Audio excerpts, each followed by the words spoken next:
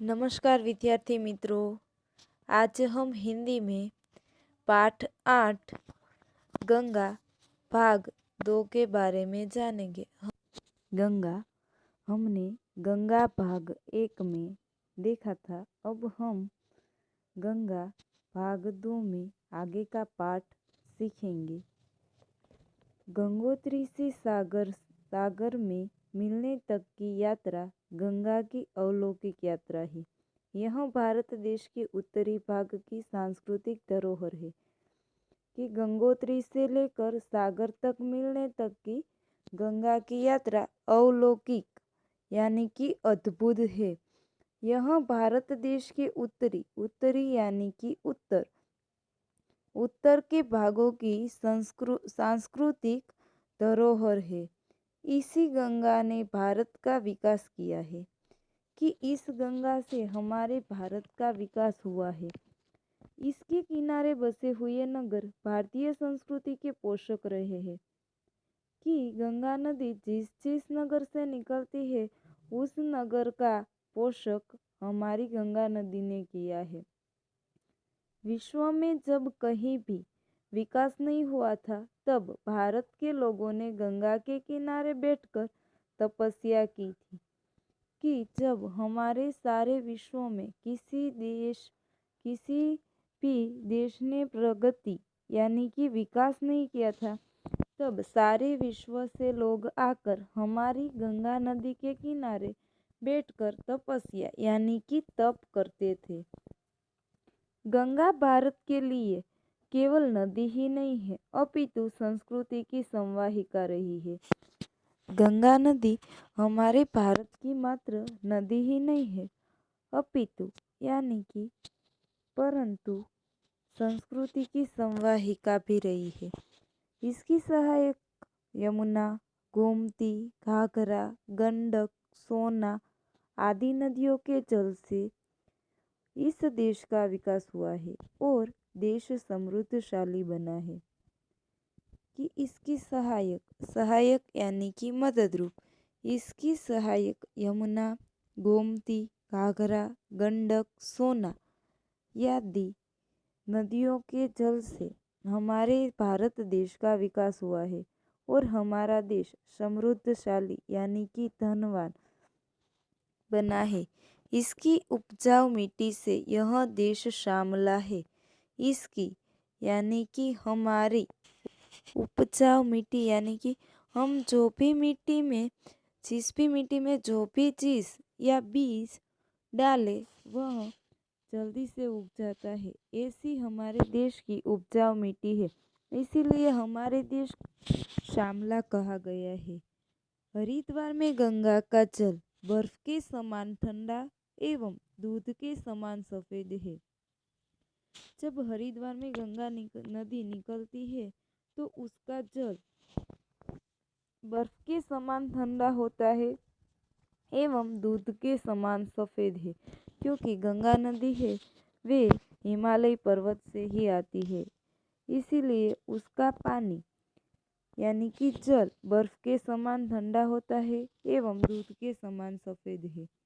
लोग दूर दूर से यहाँ पर स्नान करने के लिए आते हैं। वे इसे गंगा माँ कहते हैं कि देश विदेशों से लोग गंगा में स्नान करने के लिए आते हैं और हम सभी लोग गंगा को माँ कहते हैं। इसके जल की पूजा करते हैं। गंगा में स्नान करने से सारे पाप धुल जाते हैं और तन मन पवित्र हो जाता है, ऐसा लोगों का विश्वास है। इसके जल यानी कि गंगा नदी के जल की पूजा होती है।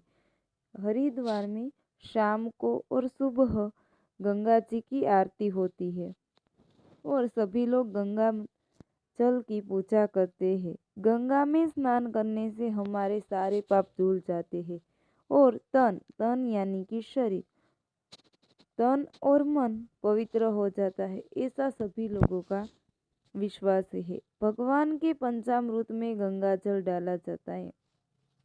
भगवान के पंचामृत यानी कि 5 अमृत।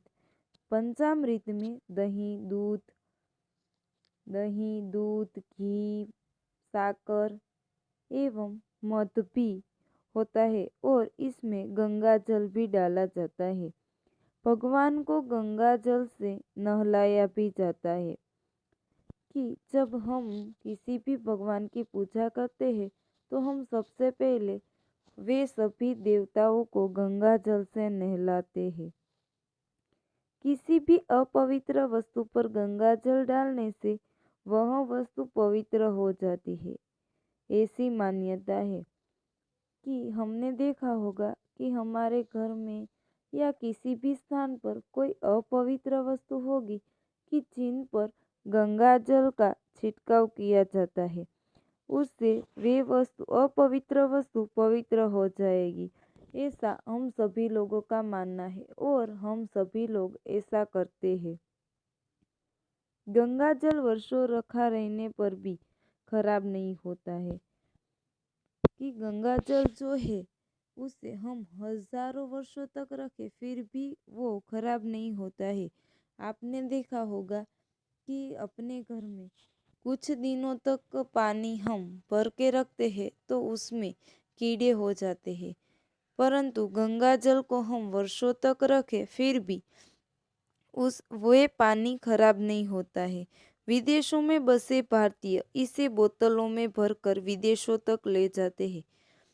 विदेशों और हमारे देश में जो बसे हैं वे जब हरिद्वार जाते हैं तो पानी को बोतलों में या कोई कैन में भर के अपने देश अपने घर पे ले जाते हैं।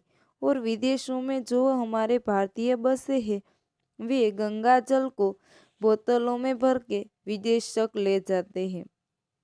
गंगा के किनारे बसे हुए नगर देश की संस्कृति के गौरव स्थान है। कि गंगा नदी के किनारे कितने सारे गांव नगर बसे हुए हैं, वे हमारे देश की भारत देश की संस्कृति के गौरव स्थान रहे। इनमें से हम कुछ स्थान देखेंगे जो गंगा नदी के किनारे बसे हुए मुख्य स्थान हैं।